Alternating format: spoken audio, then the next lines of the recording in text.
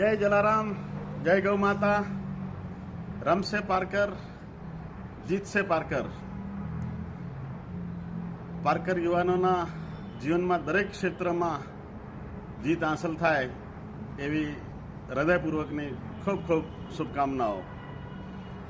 ભાવેશ જયંતિલાલ દક્ષિણી અને તેની ટીમે પીપીએલની સ્થાપના કરી અને ભવ્ય શરૂઆત કરી એ માટે સમગ્ર ટીમને ખૂબ ખૂબ અભિનંદન। પારકર યુવાનોને ભેગા કરવાનું, સાથે બેસાડવાનું આ જે ભગીરથ કામ એ ટીમે કર્યું છે એ ખરેખર અભિનંદનને પાત્ર છે। પીપીએલ 5 સુધી અમદાવાદમાં રમાઈ, ખૂબ સફળ રહી।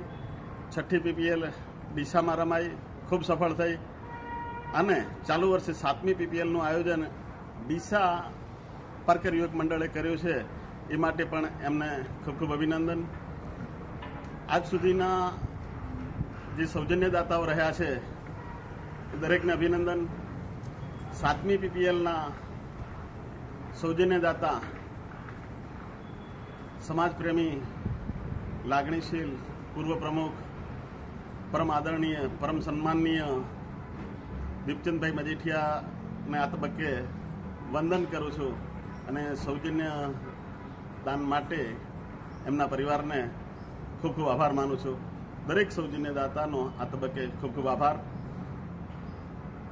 આ પીપીએલનું આયોજન કરવા માટે પારકર યુવક મંડળ ડીસાના યુવાનોનો ખૂબ ખૂબ અભિનંદન। ભાગ રહેલા પારકર સમાજના ઉજ્જવળ ભવિષ્યના, ઉન્નત ભવિષ્યના નિર્માતા એવા યુવાનોને વિજય ભવની શુભકામનાઓ। જીવનમાં દરેક ક્ષેત્રમાં વિજય મેળવે એવી ગૌમાતાને પ્રાર્થના। આપણા પરિવારના મેમ્બર સામે જ જ્યારે રમીએ છીએ ત્યારે હારનો કોઈ સવાલ નથી અને આ એક મહત્વનું પ્લેટફોર્મ છે કે હારને પચાવતા પણ શીખવાનું છે।